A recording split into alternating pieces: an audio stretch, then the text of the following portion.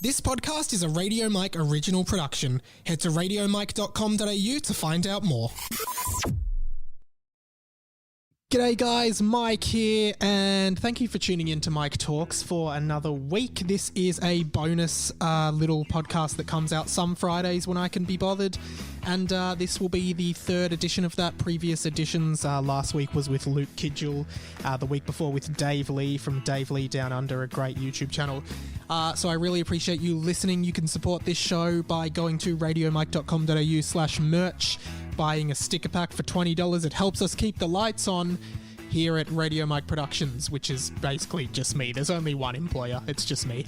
Today, I am joined in person, in the flesh, with Reuben Solo, who's a comedian and actor, performer, writer, who is doing some really, really cool content over on Insta and YouTube, so go check him out. We talk all about that here, amongst a bunch of other stuff that I really enjoyed, and I really enjoyed getting to know Reuben a bit better. We've met a couple of times, and it was really great hanging out with him. We played a board game after, which Reuben is notorious for doing.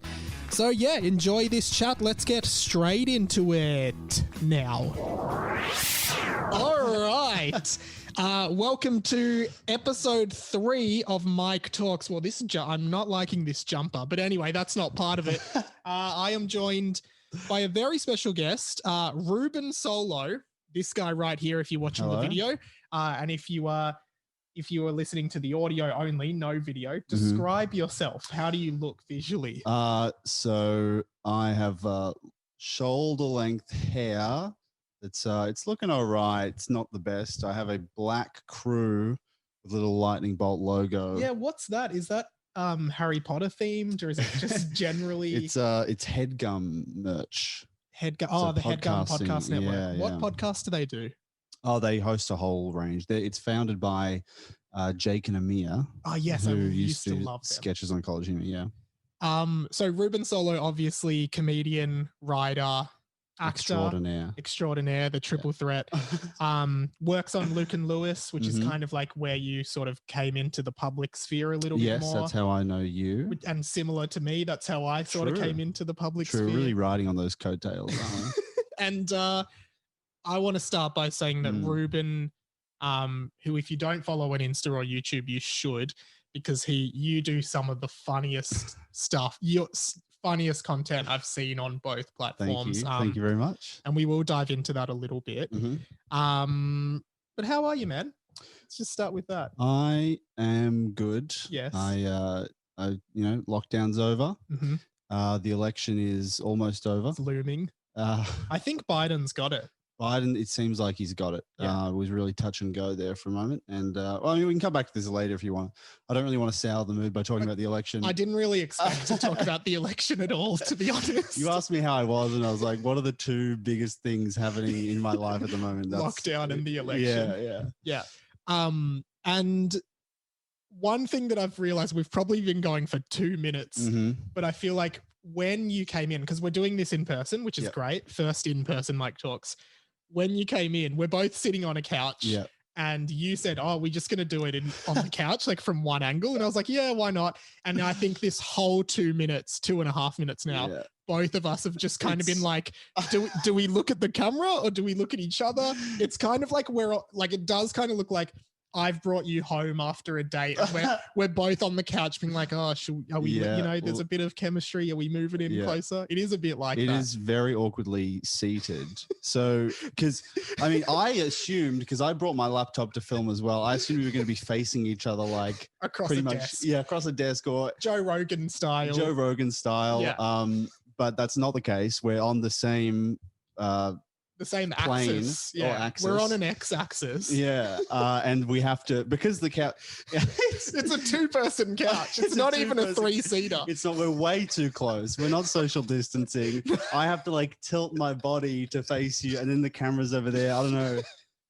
It's a disgrace. It really. is. This is like, but we're not changing it now. Like we've started. We have started. The awkwardness of this will persist. And like, if you're watching the video, you'll see the awkwardness. Like, look at us. What do we do? Yeah, I keep glancing at my hair. I don't like having to see yourself. Having to see myself, yeah, it makes me very self-conscious. Yeah, because I'm filming on a laptop, so you can see right in front of us the Mm. entire screen. And Yeah. yeah. Do you look when like, and also like same for a Zoom call, I guess. Yeah. Do you look at the camera or do you look at the image? I look at myself in the image. I always look at myself. Yeah. Even on a You Zoom can't call, not. I'm only looking at myself when I'm on a Yeah. Zoom call. Like you're not looking at, when you do Luke and No. Lewis, you're not looking at either of them. No, fuck the other guys. Yeah. Because no, but I think that's, you know, that's a thing. Like you want to make sure you're looking your best. And Yeah. at the moment, I got to say we both are. I mean, the light's doing us a bit of justice, That's, well, there's also, yeah, I guess no one else would know this, but there's a big light. Yes. And it's very bright. It is so bright. It actually makes looking at the screen quite hard because there's a light right above it.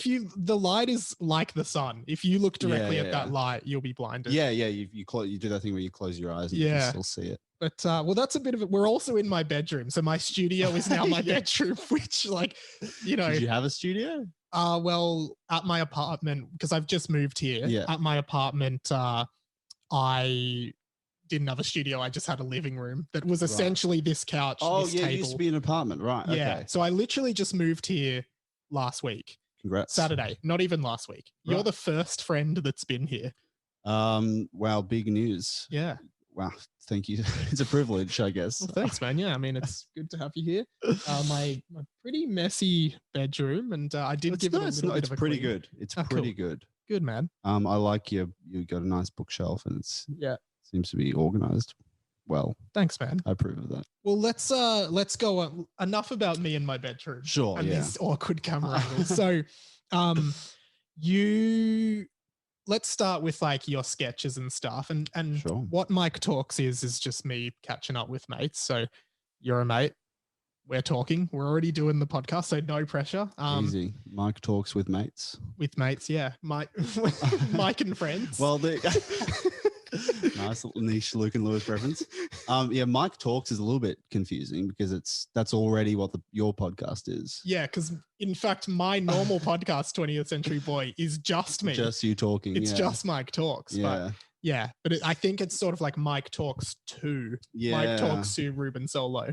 Yeah. Misleading, but it is misleading. We're here now, so let's continue. So when your sketches on Insta and YouTube and you do reels as well, which are very funny. But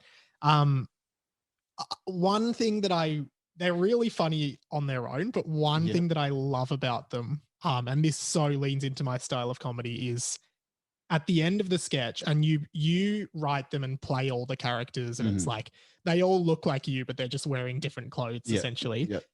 At the end of the sketch ends, and then you come back and you've done scripted bloopers where the different versions of you, like where you're basically performing as if all the versions of you are actors, and they're interacting with each other behind the scenes. Yeah.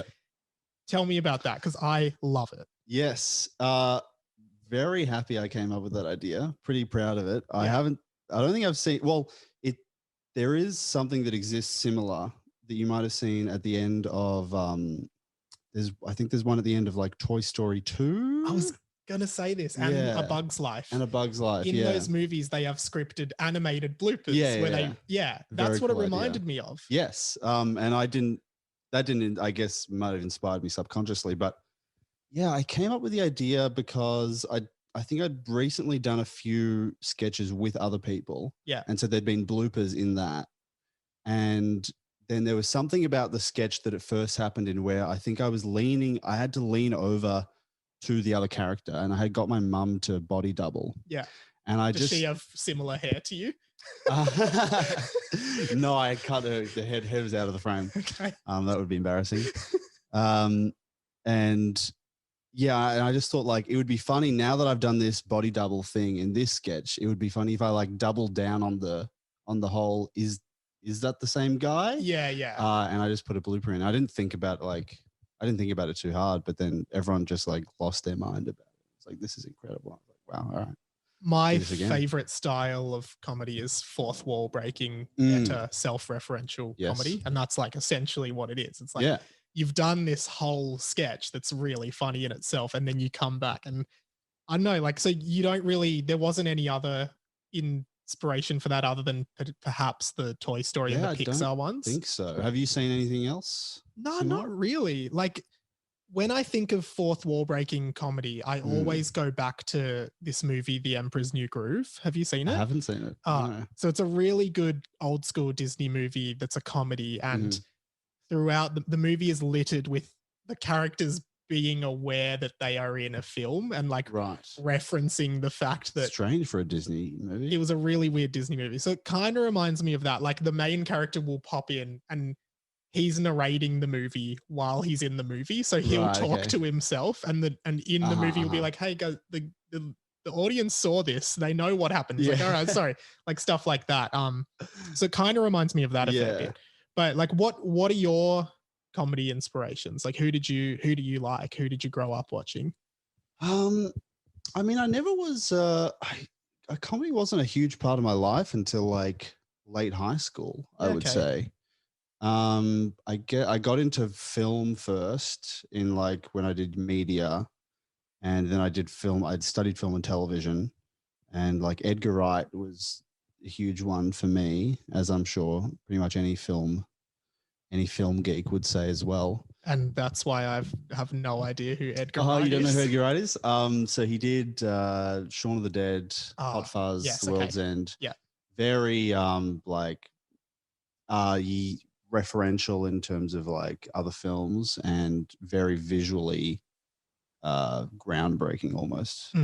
Those movies, I've seen none of them, but I am aware they're that talked about. They are very well-regarded films. Yes, they're cultish a little bit. And is he New Zealander or are they? He's British. He's British. That's yes, right. Okay. Yes. And then I don't know. I mean, Auntie Donna, of course. They're brilliant. I don't watch too many other sketch like Gus Johnson, Sven Johnson. Yeah. Auntie Donna is another one that I kind of think of when I see your stuff, mainly because they're really absurdist, and your stuff's like obviously not as absurd and not as crude, but there's like just the fact that you're doing little plays with yourself essentially is what I really like. Yes. And Jake and Amir, I guess I should have mentioned, is the other one. Especially in terms of dialogue, you can if you watch a Jake and Amir sketch and then watch not all of them, but some of mine, you can really see the influence. Yeah. So what are your favorite Jake and Amir sketches? Oh man, there's. And if you don't know, Jake and Amir were like was it college humor was where they worked. And they just did a sketch series called Jake and Amir. Yeah. Which it was a pretty basic comic premise. It was just like straight man, funny man. It was very similar to Hamish and Andy in terms of the dynamic. Like, yes, Andy is Jake, Amir is Hamish. Like, one's really dumb and the other one is calling it out, but the dumb one always sort of trumps the other one a little bit. Yeah, I mean, Amir is like aggressively stupid and offensive. Yeah. And he's ignorant, like he doesn't understand. Yeah. I guess it's different. Like in Hamish and Andy, Hamish is probably, he's not as dumb. He's just silly, but he has a justification for his silliness. Yes. Amir he's was more just of an idiot. Hamish, I would say, is more of like an instigator, like a mischief maker / instigator. Yeah, and a bit of a nuisance. Yeah. Whereas Amir is just a bad person. Yeah, that's true. Yeah. Yes. Well, what were we saying about that? Like, is there one that stands out? I don't think so. I mean, I've watched them all. I probably haven't watched them all, actually. There's like 800. Because I probably just watch them when they get recommended. Rather than playlists. Not any that come to my mind. I used to love Jake and Amir, and there's one called Catan where they're playing Catan. Have you seen that one? Yes, I think I have seen that one. If you haven't seen that, just type in Jake and Amir Catan because it is so funny. It's just like, because Catan is that Age of Empires like board game or whatever.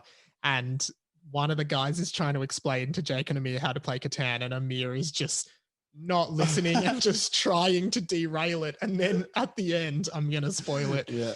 He's like, all right, guys, this is going to be a real game changer. So watch out. And he just turns off screen, comes back with a big medicine ball and just chucks it at the board.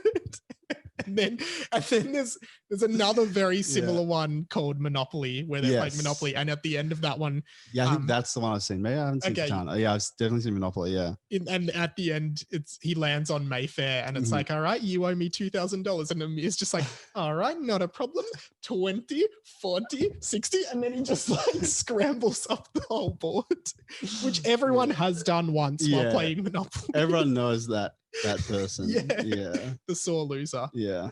No, that's really cool. And Auntie Donna as well, you said. Yes. Yeah, big Auntie Donna fan. Yeah. I think they're pretty remarkable as well. Like they've exploded, and they're just like the sketches they do, all the school sketches and stuff, I thought were really good. Auntie Donna are remarkable for one reason I thought of recently was they actually don't have, like, I mean, guess how many subscribers they have on YouTube? I think I saw it the other day, so I might be out of an advantage here. But what is it? It's 600K around. I think it's maybe I'm wrong. I think it was around 400K. Yeah, okay. So a little bit less. Yeah. But it's not as big as you would think. I don't think so, because most of their sketches get minimum 200K.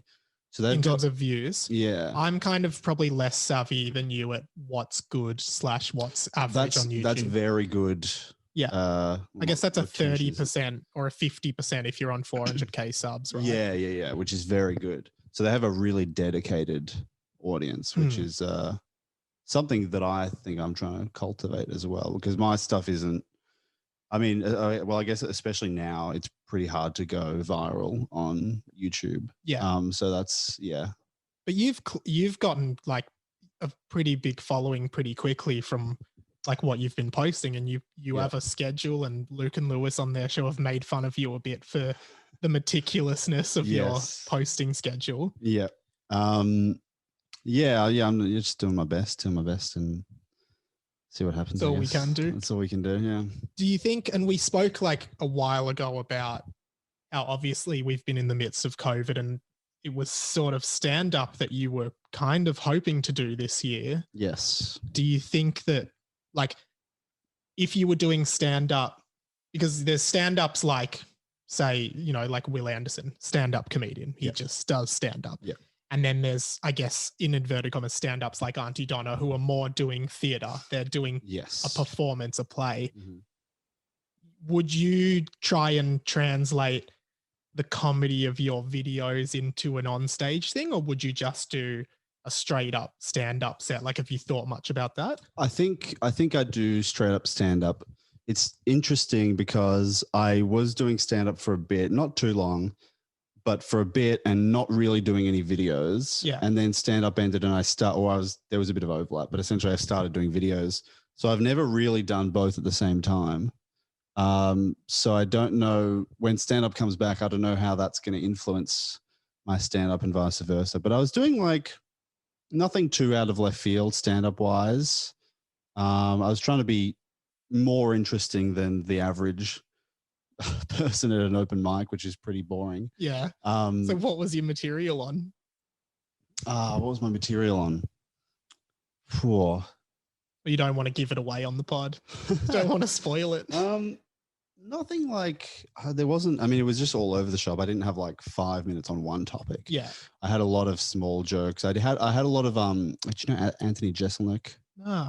He does sort of like really dark one-liners. Yeah. With basically just like not always one-liners, but like a joke that has a pretty long setup usually, and then a dark twist at the end. So I had a few like that, which is nothing like my sketches really. And then, just some more wacky, absurdist stuff, and then just some regular observational stuff. I definitely haven't found my voice in stand-up yet, I don't think. Okay. But you barely got a chance to. Yeah, exactly, yeah. What, like, when you're doing your sketches, let's just say YouTube as opposed to the reels, like the longer sketches.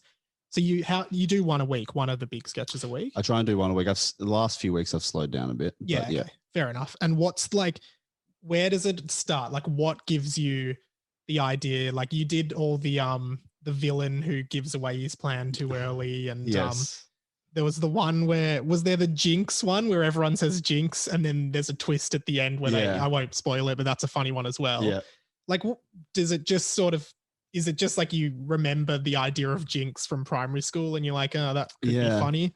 There is like a theme in a lot of my work that I don't know if this is intentional or not, but of like old either sayings or childish concepts. And you see it a lot of my Instagram stuff. Like I did a couple recently with like the, what's the time? Time to get a watch. Little things like that, little phrases, sayings, that for some reason they're just like amusing concepts. Yeah. To me. Yeah. So don't you think it's funny for an adult to say those things? Like it's such a childish thing that it's like, imagine if this was a thing that adults did as well. Yeah, exactly. And I mean, maybe we've stumbled across something in my psyche here because my year 12 film was for media studies or something. For media studies was about two people who had like who had these teddy bears. Yeah. And someone was trying to steal them. Okay. But they were like 18 years old. Yeah, right. And then it was like there was like a chase sequence and stuff, but it was all about protecting these teddy bears. So yeah, maybe there's some weird fascination I have with like childhood. Here's one for you. Ready or Not, Here I Come. That's because writing it down. That's something like you don't think about that much anymore. When you're a kid, 3 times a week, you'd be saying Ready or Not, Here I Come. Now you never really say it. So guys, if there's a sketch on Reuben Solo soon that features Ready or Not, Here I Come, you know where it came from. It's a good one. Yeah, that's easy for you to say. That's not a childish one, but I've gotten that in my notes. Just like a funny phrase. Yeah, I know you are, but what am I? Yeah, those kind of ones. Yeah, cool, man. And one thing I said about your reels, which are like the shorter, like 15 seconds on Insta. Usually about 15 seconds. Some of them are short. Some of them are like vines, really. Yeah. Yeah. The one where one of the great ones you did was the good news, bad news. Oh yeah. And you press on bad news and good news, and it's the bodies have been recovered. And you're just like, wait, is that related to the bad news? And then the bad news button disappears. And I'm like, no, what's the bad news? Yeah. Really good. And like, do you think is it harder to write something that's a quick, like, because you have to do setup, punchline, payoff within 15 seconds. With a sketch, you'd maybe punching jokes throughout. You can get to the point slower. There can be a twist ending, I guess. Like, is there a different process for that? There is. I guess the reels are, I mean, probably in terms of just like the time they take versus the output, the input to output ratio is worse for a reel. Sometimes it'll take me an hour or two just to come up with one idea for a 15-second video. But the longer ones I can just like I have the idea and I can start writing. I'll just stumble across jokes as I write. So that's a lot easier. But yeah, I kind of there's something about the reels that I really like. They're just like, I don't know. There's something beautiful about the shortness of that joke and the it's a different style of comedy as well. It's like, it's probably more millennial. Yeah. Yeah. Well, I mean, Reel is just Instagram's TikTok. Yeah. On that note, and not without even, I know you're not like a PhD in media or anything, but I am actually. Well, there you go. Dr. Solo, welcome to the show. What do you think about TikTok and Reels? Like, what do you think in terms of, because I guess I always sort of see them as like, fucking TikTok is so disposable, and anyone who's TikTok famous is like, yeah, they've got a lot of followers, but they're so fleeting and in the moment. Yes. Maybe that's just me being biased or whatever because I don't like it. But but then I look at your reels and I think they're hilarious, and I would love to just keep watching those. Yeah. What do you reckon the future is for Instagram, I guess, is where we end up with that question. Like or maybe just what do you think the future is for social media content creation? Wow, that is a tough question. You have a PhD. You're right. And I have the answer. In fact, it's in my thesis. It's in my thesis. What is the future of social media content creation by Dr. Reuben Solo, PhD? Yeah, it's a coincidence you asked that question because I have it. I think, I think Reels will just stick around, but it just won't be I don't think TikTok's going away unless it does get banned, but that seems unlikely. TikTok it's built a culture, which no other app has, and it's hard to destroy a culture. Right. Which that sounded a bit PhD, didn't it? Yeah, it was. Do you have a source for that? Do you have a reference? No. Yeah, but I hate TikTok. I think it's a terrible, terrible thing that's happened to the world. It'll expand on that. I think it's the death of creativity. Really? Because TikTok's main feature. I don't know if you're not on TikTok. No, I was on it for a bit. Couldn't get any traction. Good got choice. Pissed off. Deleted it. Yeah, very fair. But it's like I went from being like, oh, I should just get on TikTok. I'll try and make some traction to like, fuck TikTok. It sucks. It's gonna die anyway. Fuck this up. Like so quickly. Yeah, I do that on a weekly basis. Yeah, okay, but you persist. Yeah. You have resilience. Yeah. I don't. I just get upset if something doesn't work immediately for me. So yeah. That's a good mindset. Yeah. So TikTok's main feature is that you can take someone's audio, take an audio from a video and make your own video with that audio. That's right. Which, wow. Am I sick? You might have. This is not good. If I get COVID, we know. Don't worry about contact tracing it. We know where it came from. Yeah. So, and that I think that's troubling. It's a great feature on the one hand, and it does create this new culture. But it means that it's too easy to take someone else's ideas, and it encourages plagiarism. It encourages plagiarism, but even the lesser extent, just the sharing ideas and stuff, it encourages that, which means that it suppresses originality, which Right. I think is the real problem with it. So you are saying that you think like because people are just lip syncing and taking ideas and stuff, it's not, the app's not encouraging people to just come up with something new necessarily, because you could get as many views or more views copying something. Exactly. And then it encourages people to because of, oh man, was I about to say something? Forget it. PhD in media, everybody. That's how it works. Sometimes you have an idea and then it's gone. Did you do a film and TV degree at uni? Yes. And what was it, Swinburne? Yeah. Oh, cool. Nice. How'd you find that? It was fine. Mm. Yeah. It was like, it didn't really help me, but it was good to have the degree, and I needed to do it to figure out what I wanted to do. Yeah. Because originally at the start of the degree, I wanted to do something different than what I want to do now. So it was good for that. In terms of like I think it's one of the more prestigious. There's like 2 courses for film and TV that are supposed to be good, that one and VCA. Yeah. But yeah, in terms of the actual quality, which I think most uni students will find, it was subpar. You really expected more than you got. I feel like that's just uni though. Yeah, exactly. Yeah. We didn't have media at my school. Oh no. So, I was pretty starved in terms of being able to do that. But this is so lame. I've never said this out loud. Well, I have, but just not publicly. Not many people listen to this. When I was in, because I had a choir scholarship to school, and right. when I was in, to your high school? To high school, yeah. Really? I had a 50% choir scholarship. Wow. So I got half off my school fees. I just had to be in all the choirs, and how many choirs? There was probably 3 choirs. So there was the senior choir, the cathedral choir, and the senior vocal ensemble, which was like, you had to be in that one. That was the best choir in the school. At what point is it not worth it anymore? How many choirs? Most of the time. Well, my parents saved a lot of money not having to pay for my private school fees. But and then also the Glee. One year I had to be in the Glee club, and we did Teenage Dream, which I posted a clip of on my Insta recently, and everyone laughed at it. That's me great. doing a solo in Teenage Dream Glee Club. Yeah.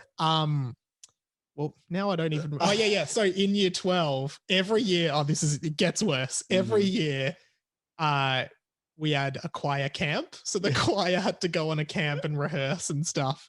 And the best part of that was it was a Sunday, Monday, Tuesday camp. The Monday night was the choir talent quest. I won it so many years in a row.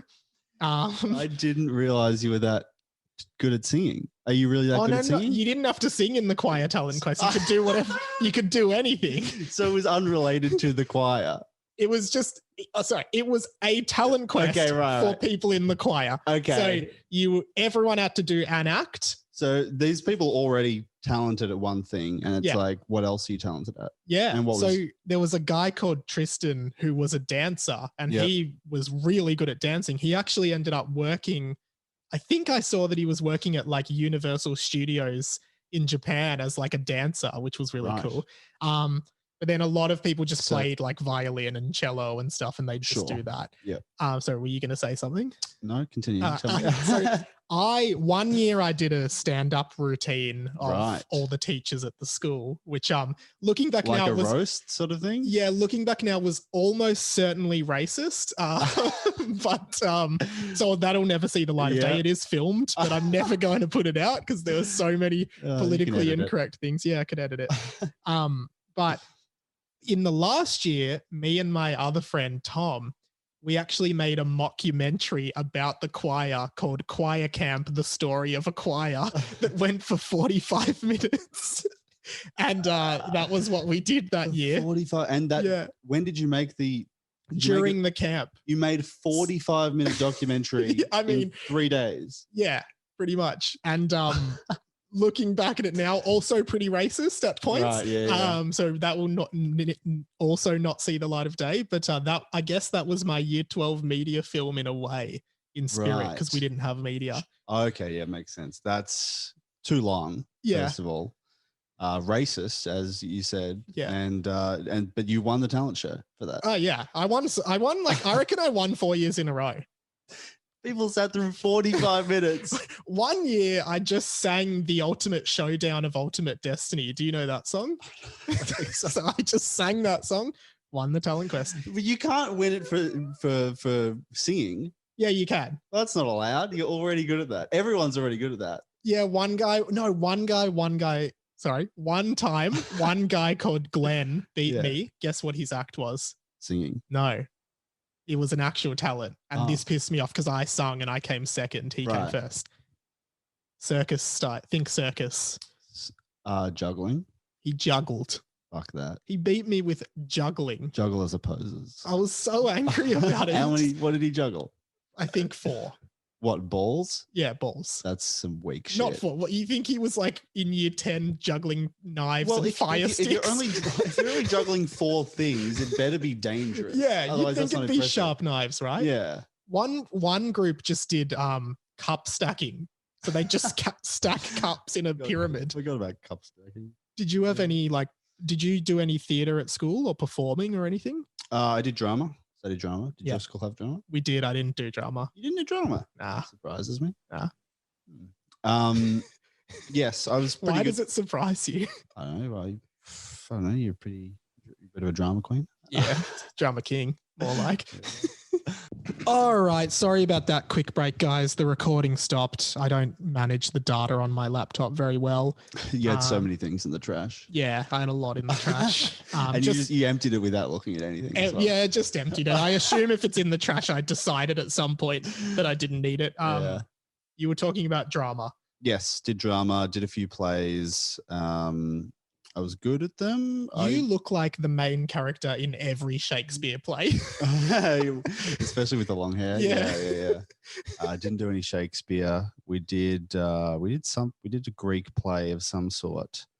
I always liked doing the comedic characters though. I always got cast as those, and if I'm being honest, hit it out of the park every time.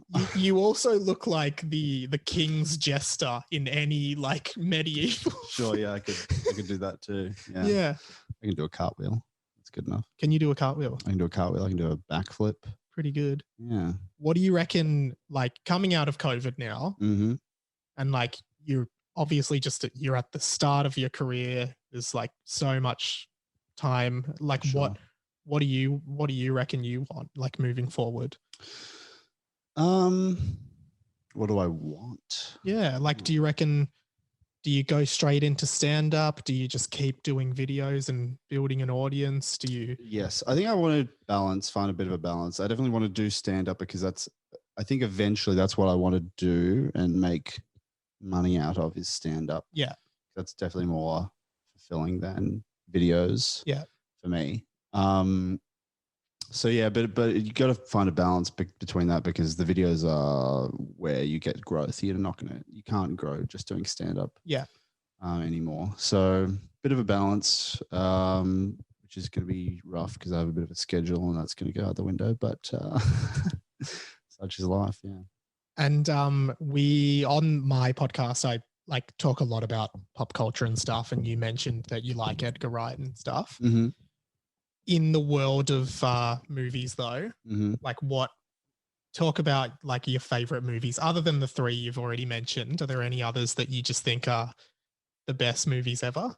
Wow. Well, I mean, we'll circle back to something I was just about to say about how I'm not watching films anymore. But, oh, whoa, bombshell. But yes, I think, do you know Aaron Sorkin? No. Okay, so he is primarily a writer, and he's directed a few things now, but he wrote The West Wing. Yep. He wrote The Social Network. Great movie. That's my favorite movie. Is it really? Absolutely. You kind of remind me of Mark Zuckerberg in that. Well, that's not good. No, not in a bad, like the good parts about him. The good parts. I reckon he comes across great in that. No, he doesn't. Really? He's an anti-hero, I guess. I just think When was the last time you watched that? I watched it a few months ago in lockdown. Really? Yeah. No, he's a terrible person. One of the best moments in that movie, though, that I just loved was when, is it the Winklevoss twins? Mm-hmm. So they're these two, I think they were Olympians. They went into the Olympics after college, and they were the ones that were accusing him of ripping off their idea, which he pretty much did. Mm. And they're all in the room with the lawyers and Mark Zuckerberg. They're two really fit, handsome, attractive men. And Zuckerberg's just like, the reason the Winklevosses are suing me is because for the first time in their life, things didn't go the way they wanted them to, or the way they expected. Mm-hmm. And I just thought it was like him calling attention to like the fact that they were like from a really rich family and they had. Oh yeah. Yeah. I don't think most people don't come off very good in that film. Yeah. Everyone's pretty bad except for maybe Eduardo. He comes off pretty well. And also it's not necessarily, there were creative liberties, a lot of creative liberties taken. Yeah. Is that recording? Yeah, it is. But my laptop, I'm looking at it because my laptop battery's about to die. Oh, you keep talking. I'll plug it in. Thrilling stuff. Yes. So no, I think you may have missed the point of the film. Realistically, well, Mark's not a good guy. But like, what is it about that film that you love so much? Is it the story or the? I really like how it's written. I really like Aaron Sorkin's dialogue, and the way that film is structured, I think, is genius. So you have like the two court cases, and then most of the film is flashbacks, but it's not really presented as a flashback. It's almost like they're concurring, switching between them. And it's also directed by David Fincher, who's one of my favorite directors. So yeah, cool. And what else was I going to say film wise? I mean, like Aeroplane has got to be up there. If you've seen Aeroplane, I haven't. Flying High. I was seeing a girl a few months ago, and she kept telling me to brag. I wasn't bragging.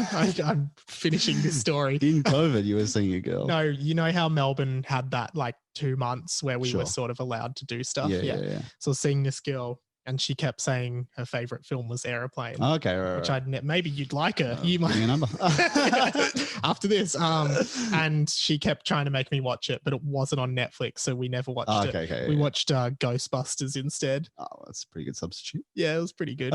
She fell asleep. I kept watching it. Yeah, now you're not together anymore, which makes we're not we're not seeing each other anymore. But you know. Yes, but circle back to this. Yeah, I'm not watching films anymore. Yeah, partly I think is because I'm very busy, but also I just don't know, I just sort of Sorry, man. You don't have to brag about how busy you are. It's not a brag. It's Okay, what's it's the a opposite fact. of a brag? It's a burden. It's a burden, right? Yeah, I don't know. I just don't feel like they just take so long, and I have the attention span for them, but I just feel like it's a slog to get through a film now for some reason. You live at home, right? Mm-hmm. Great. This is actually really interesting. I've been thinking about this a lot too. When I was living alone and at home, I never wanted to watch movies because it's sort of like I have the attention span for it, but I'm like, oh, this movie's 2 hours. Yes. Like that's what I have to sit there and pay attention to it for 2 hours. And during that 2 hours, I don't want to be like communicating on my phone or anything. But at the same time, then I feel like I'm just going to feel isolated in those 2 hours. And that's like, interesting. I just don't end up watching the movie. Yeah. Which is probably more like a connection issue or like an addiction to my phone. Sure. But now that I've moved in with other people, like we'll watch movies and stuff. And that's nice. That definitely makes it more enjoyable. Or I guess, the other thing is I like going to the cinemas every once in a while, but they close down. Yeah. But yeah, if watching films with other people is much nicer than watching it by yourself. I agree. Because you can talk about it, you can laugh about it, make fun of it. Yeah. But that sounds like you have a bit of an issue there with connection. Are you an extrovert? I don't know. I think I'm an introvert, but like, have you done the personality test, the Myers-Briggs? Yeah, I can't remember what I am, but I always get in J something, I think. And like, I think I'm introverted. Like I really like being by myself, but not for too long. Like I like to go and be around people, and then I like to recover by myself. Yes. That's a classic introvert sort of trope. Yeah. What about you? I'm definitely introverted. Yeah, I don't like being around groups of people, and like one-on-one I'm fine with. But yeah, just groups that can be like uncomfortable and make social interactions difficult. Yeah. But I'm fine. It's like sort of an issue. You don't sound fine. You don't have to. You don't have to justify. All right, couple more things before we wrap, if that's cool. Firstly, music. What do you reckon's your favorite album of all time? What album should everyone listen to? Favorite album? Well, I'd probably have to go. The Crane Wife. Okay. The Decemberists. The Decemberists. Are they? I've heard of them. So they're like folk rock. Cool. And they do American. They're American. They do a lot of some of their albums, some not, but a lot of their older albums, like The Crane Wife, are very like story driven, like conceptual. Conceptual, yeah. So The Crane Wife is there's 3 songs on it. It's actually only 2 tracks, but 3 songs. Oh. The Crane Wife parts 1, 2, and 3. Yeah, and that's like it's a Japanese folk tale. Oh, it's great! Really told in a folk song, and it's thrilling stuff. Yeah, it doesn't sound it, but trust me.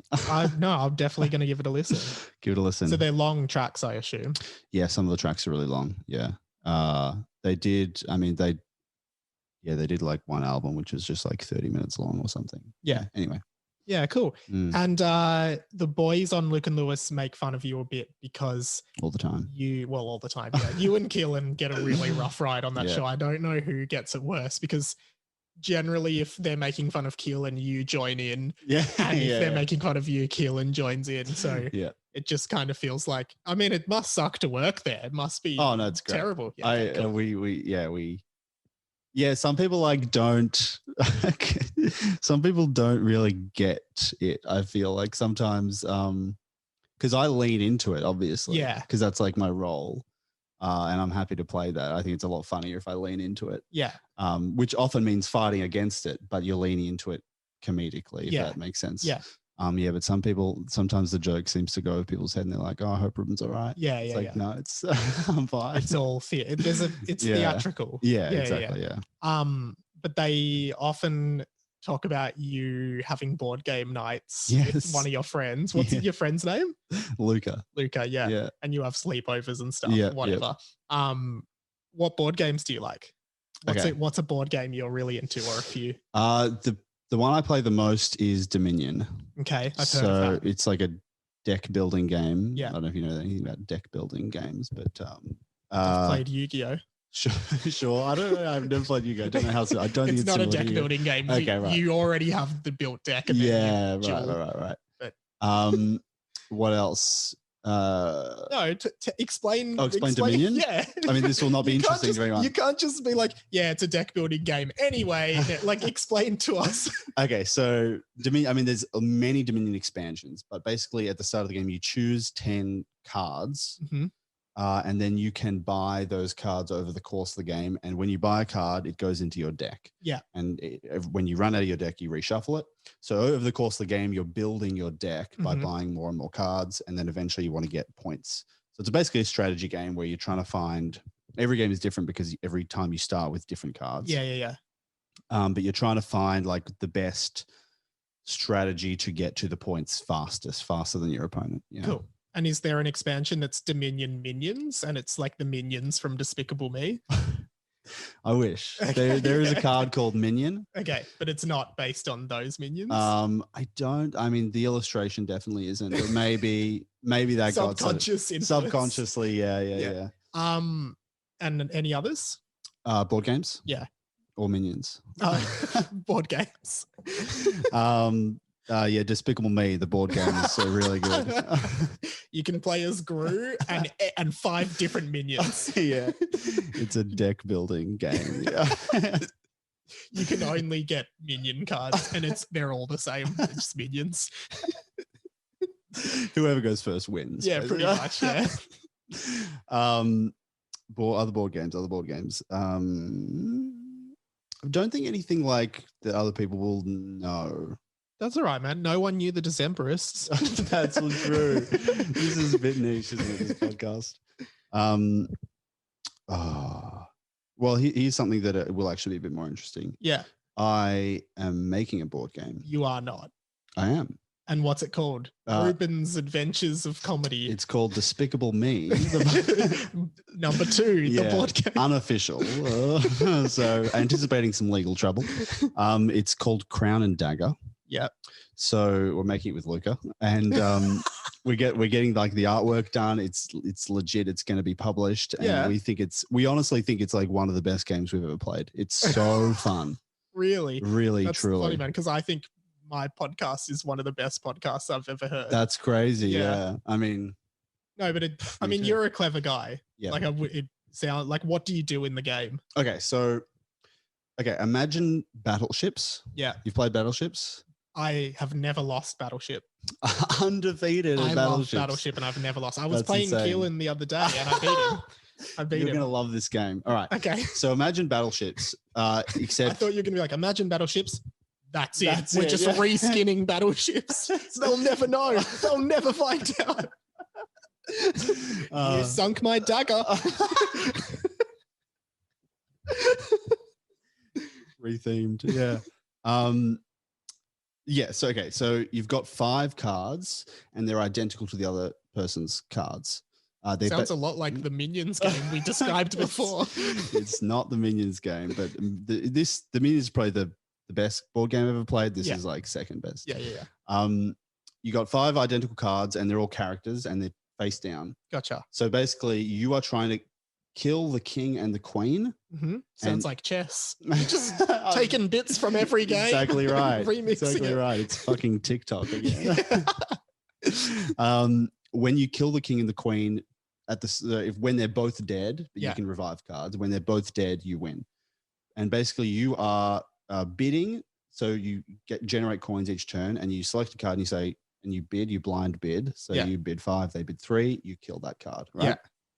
And then you can revive cards as well. And there are character bonuses and abilities. Yeah. So basically it's a deduction game, because as you bid for cards, you find out what they value. Mm-hmm. So like based on how much they bid for a card, you know how much they value it. Yeah. But then obviously there's like layers of bluffing to it and stuff. And so because there might be an ability that means it's actually does something better, that you don't have to value it as much. I don't know. Exactly right. It's your game. It's your game, man. Well, actually, it's your game.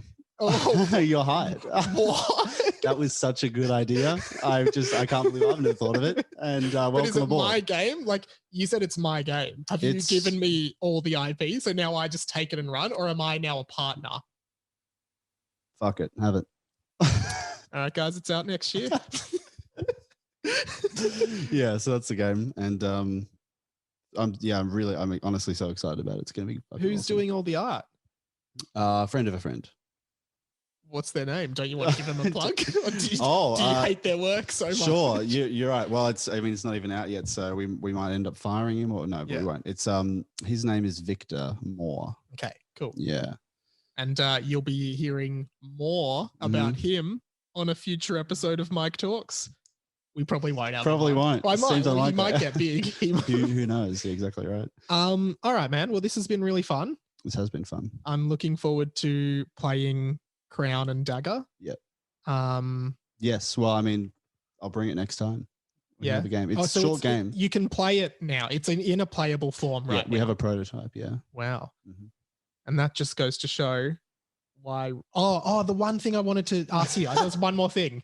Obviously, your surname is like Solipsis or Solipatius. Reuben Solo. Is it influenced at all by Han Solo, or is it just a shortening of your surname?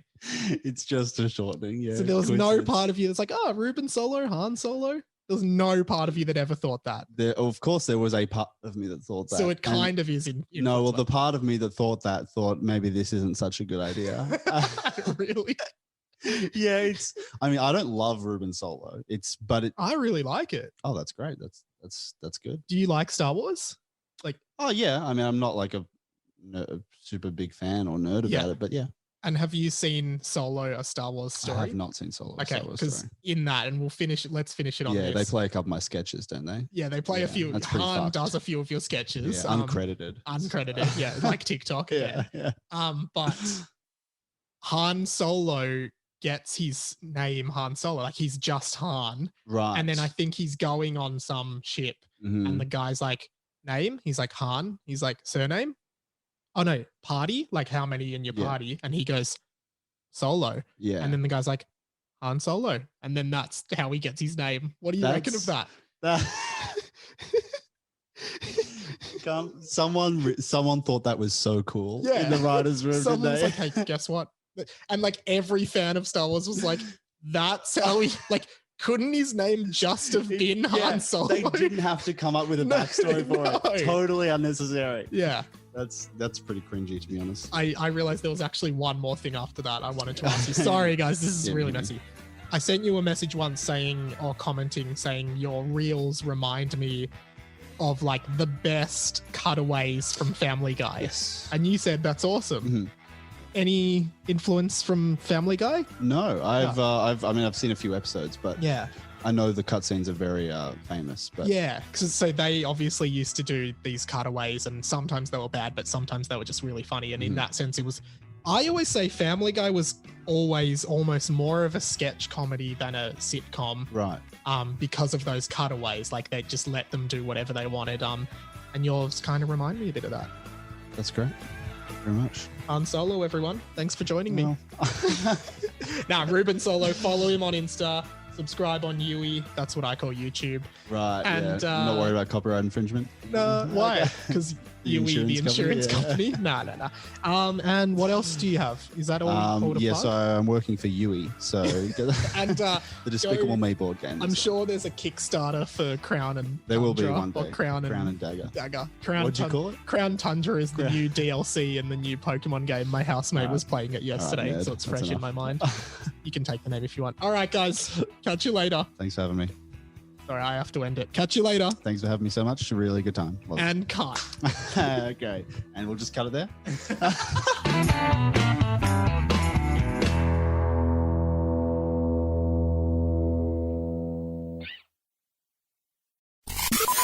This podcast was a Radio Mike original production. Head to radiomike.com.au to check out all our other content, stay up to date at radio.mike on Instagram, and get in touch, radiomikepod@gmail.com.